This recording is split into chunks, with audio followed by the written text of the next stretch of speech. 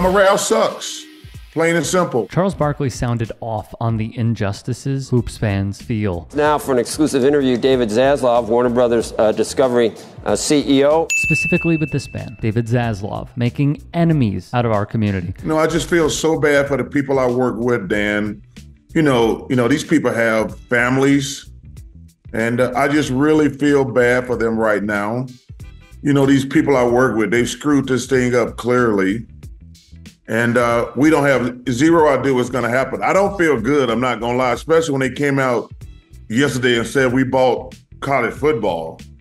I was like, well, damn, they could have used that money to buy the NBA. If one is somehow unaware. Charles Barkley, one of the NBA's 50 greatest players of all time and a perennial member of the all-interview team, is coming to Turner Sports as an analyst. Charles, pleasure to have you with us tonight. Barkley has co-hosted Inside the NBA with Ernie Johnson and Kenny the Jet Smith for decades. However, their reign may come to an end because Warner Brothers is losing out on the rights to carry NBA games with the league's deal expiring. Amazon, Disney, and NBC are looking like the new homes. Everybody signed up with my production company because I have my own production company.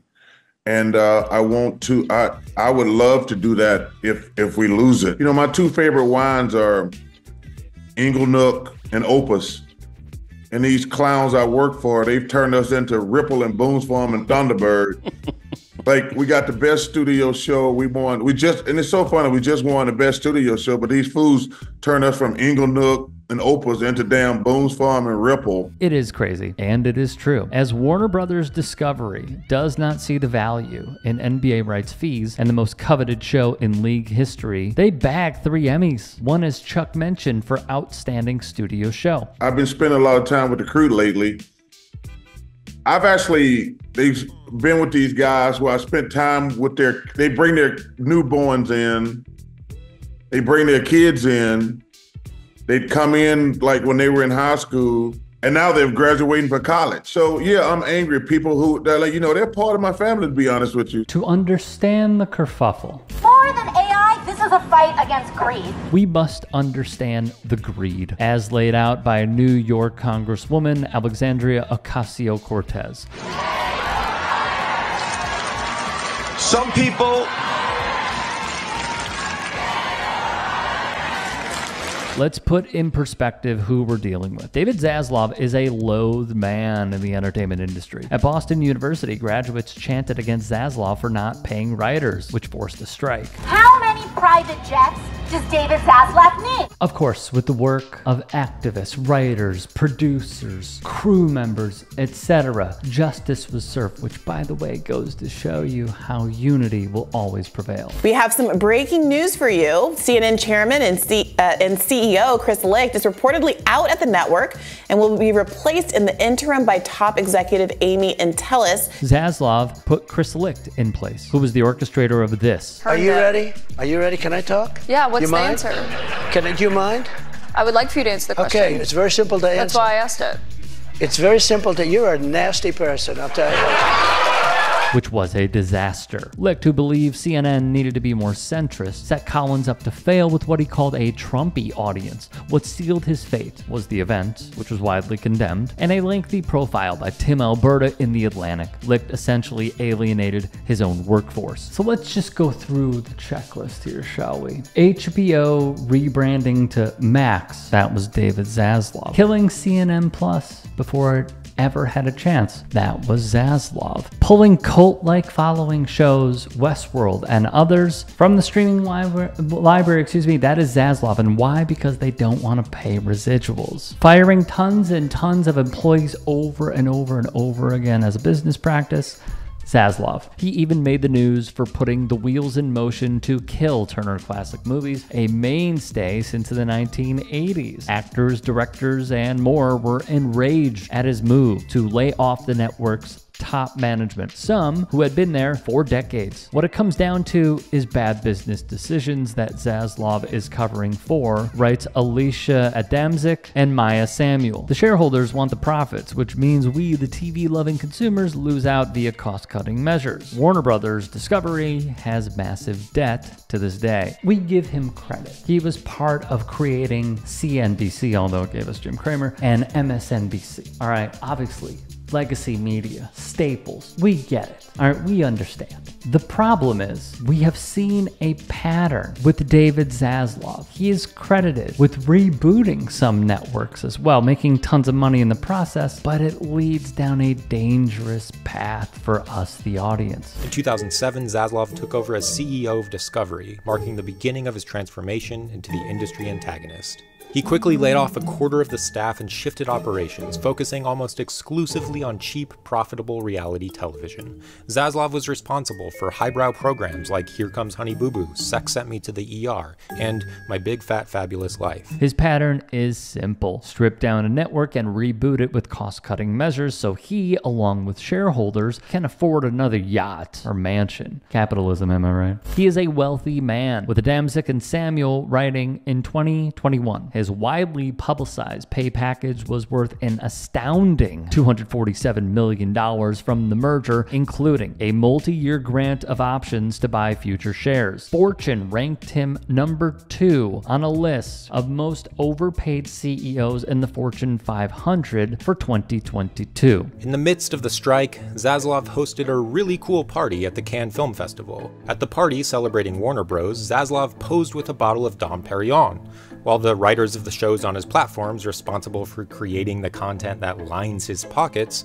struggled to make ends meet. It seems quite obvious. If he can take the brunt, but it leads to stock prices soaring, none of the board members care. Which brings us back to inside the NBA. In November of 2022, Front Office Sports' Michael McCarthy quoted Zaslav as saying of the upcoming deal expiring with the association, quote, "We don't have to have the NBA." It was a shot being fired that signaled to Barkley, Ernie Johnson, Shaq, Kenny, and the inside team, plus fans everywhere, that this guy simply does not care in the slightest. We don't need the NBA. Well, he don't need it, but the rest of the people, me, Kenny, Shaq, and Ernie, and the people who work there, we need it. To give one an idea of what is being negotiated, there are 3 packages as reported by the Sports Business Journal and given a write-up via Liz Rocher of Yahoo Sports. She outlines that ESPN is reportedly paying a whopping $2.8 billion per year for the A package, which includes the NBA Finals, weekly primetime games, and the WNBA. NBC is reportedly paying $2.6 billion per year for the B package, which could include a studio show, a few primetime games per week, and 2 playoff series. Amazon's approximately $2 billion package is reportedly centered on the in-season tournament, the play-in tournament, and the WNBA. Once the contracts are finalized and each network finalizes their bids, the NBA will reportedly take the contract for NBC's B package to Warner Brothers Discovery, the current media rights holder, to allow them to match NBC's offer in total value. So what does this mean? From Rocher once more. Warner Brothers Discovery is reportedly $40 billion in debt and might not be able to beat NBC by simply overpaying. In that case, Warner Brothers Discovery could take the NBA to court over the definition of total value. If WBD's potential suit fails, the 24-25 season would be the NBA's last on TNT, putting an end to the beloved Inside the NBA show. The writing on the wall, however, may have been signaled when TNT opted to enter into an agreement with ESPN to sub-license college football playoff games from 2024 to 2028, meaning the network would air 2 quarterfinals in addition to the 2 first-round games. I end with this. Please save this show. In a dark media space, it is the beaming light. It is the brutally honest, not even persuasive, but out and about creativity of having these men who have the camaraderie over decades of working together to give brutally honest approaches on the NBA and much more.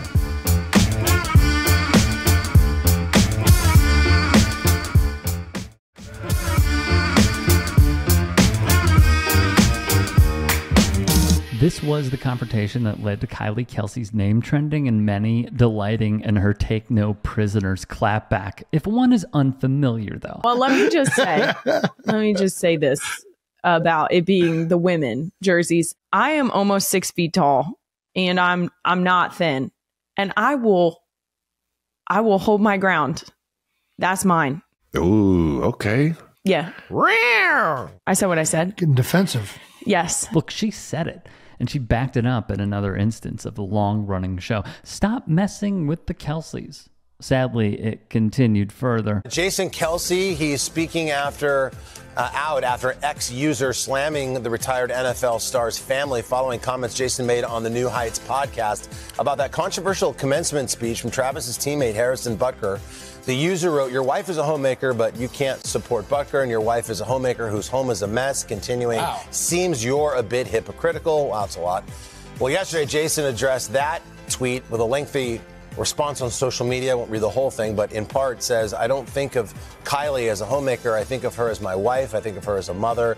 She has an occupation, as do I, and we keep our house the best we can. Our marriage is a partnership. We are equals and figuring it out on the daily." Jason clarifying that he didn't mean to downplay anybody who is a homemaker, but reiterating that is not their family dynamic. On the incident, Jason would not address it on his show, but one local lawmaker would. New Jersey mayor is apologizing to Kylie and Jason Kelce. Mayor Michael Collins of Margate City issues an apology on social media after a video went viral over Memorial Day weekend of a woman harassing Jason and Kylie Kelce during their recent date in New Jersey. The mayor writes on Facebook May 29th, "On behalf of the city of Margate, I'd like to formally apologize to Jason and Kylie Kelce for the experience they had in Margate City over the holiday weekend. As a father with young children, I know as well as anyone the importance of a date night with your wife and would like to offer a redo date night with dinner on me." This is Michael Collins, mayor of Margate City, who offered a dinner as an apology.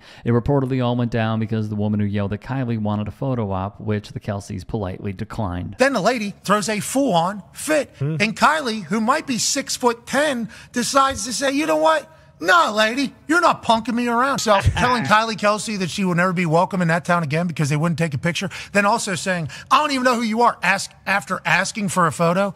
Classic, basic white right there. I mean, that is just right down the pipe of everything you could expect. But this is the world now that Jason Kelce is in. Yeah. You know, he's in the biggest podcast on earth.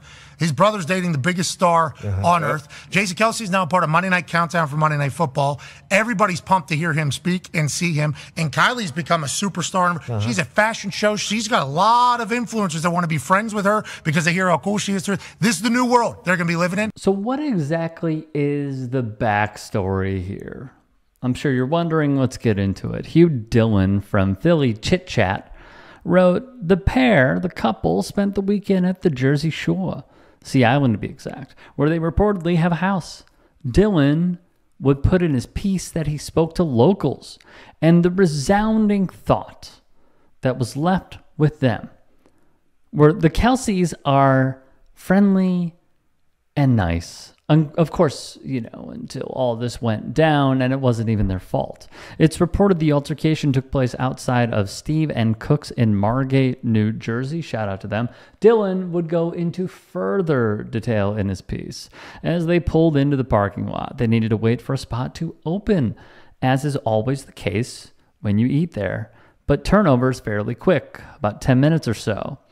As Jason Kelce's famous car idled there, a woman walked up to the Tesla. He has a Tesla truck, and began banging on it to get Jason's attention. K and J got out to find out what exactly was going on. The woman then asked for a photo with her family, and they would decline, and then you saw how it kind of spiraled out of control, didn't you? Now, if you think that you want to mess with Kylie Kelsey, I think the answer is don't. Do not go after her. Do not mess with her. She is tough. She's a former field hockey player. She is tall. She can obviously hold her own, and if she can't for whatever reason, Jason probably can. An all-pro center, one of the best that we've seen to ever do it. Oh, she also went to high school at Lower Merion. You might recognize that name. From the Post, in Kylie's final 2 seasons at Cabrini University, a Division III institution located in Radnor, Pennsylvania, her field hockey team won the Colonial States Athletic Conference title for the 3rd and 4th time in program's history. She was the CSAC's Rookie of the Year in 2013 and a 2-time first-team selection. Kylie even scored a career-high 3 goals in her final collegiate game, a loss in the 2016 NCAA tournament. Yeah, field hockey player. Shoo. Back off. Do not bother her again.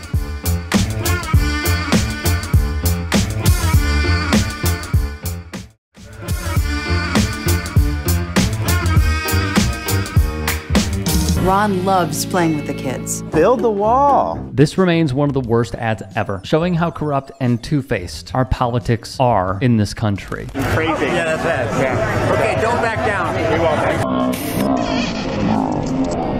Funny enough, he did back down with tanking numbers supporting his candidacy for POTUS. How much is that worth? Here he is laughing, or something, while meeting with supporters in Iowa a few weeks ago.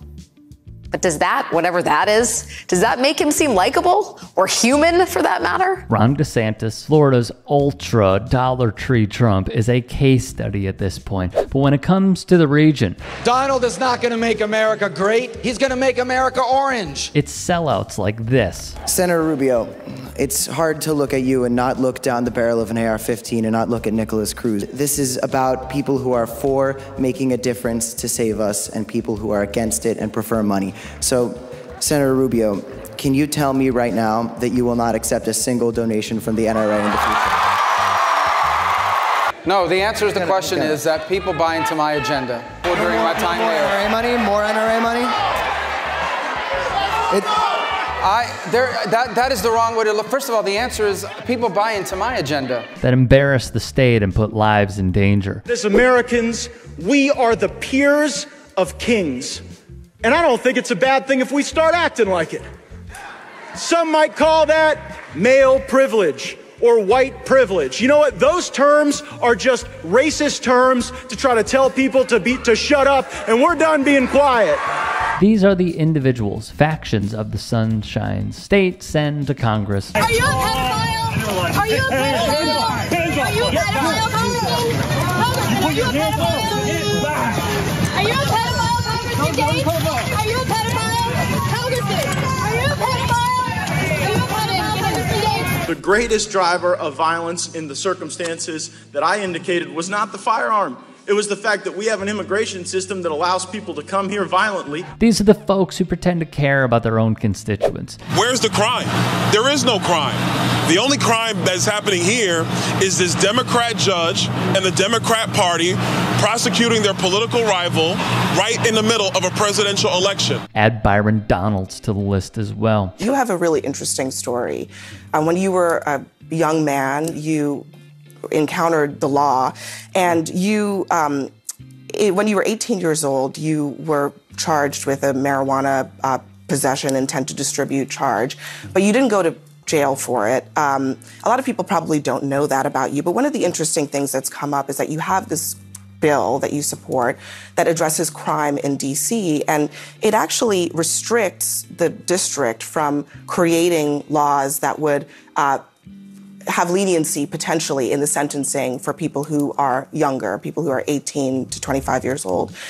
You benefited from leniency. You benefited from a diversion program that kept you out of jail. Why shouldn't that be available to other teens right now? He would dodge Abby Phillips' questions on CNN, essentially saying, yes, I did benefit, but I will not aid those in my shoes because help for me, none for thee. Thus, when we see the clown car of elected officials on behalf of the state. From looking outside, people just say Florida is such a crazy state. What does it feel like to be a Floridian in these days? It is a crazy time to be a Floridian, especially a black one at that. But I will say, you know, I will say I think for most people, and especially in South Florida, we aren't happy with the current state of our government in Florida, especially everything with the books and just the way our office operates. Coco Gauff, the number 3 ranked women's tennis player in the world, did not hold back on the book bans taking place under the failed leadership of Governor Ron DeSantis and more. At the end of the day, it comes down to the youth and the community being outspoken, but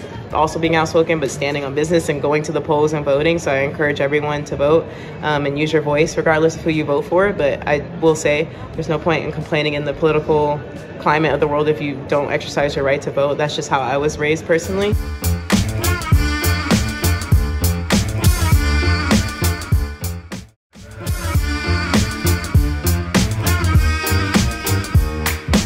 At the end of the day, it comes down to the youth and the community being outspoken, but also being outspoken, but standing on business and going to the polls and voting. So I encourage everyone to vote and use your voice regardless of who you vote for. But I will say there's no point in complaining in the political climate of the world if you don't exercise your right to vote. That's just how I was raised personally. It's a fine message, but it could have gone a bit further. If Gauff brought up, for example, a new federal lawsuit which is challenging Florida's redistricting of 4 congressional seats in 7 state house districts that accuse the state of racially gerrymandering these districts and violating the U.S. Constitution, frankly, that would have been dope. If she stood in this interview on Business and said, check out the suit and how these maps disempower the voter, the ones I called on to go to the polls, that would be something, wouldn't it? I mean, just look at the maps. Look at them. Tell me the game isn't rigged. Tell me. She could have mentioned Florida, now serving as a right-wing hellscape and foil to criticize ahead of the November election. The President, Joe Biden, and Vice President Kamala Harris have both used the state to rail against anti-abortion bans, too loose gun laws, and anti-LGBTQ plus community policies. Being in Florida, I mean,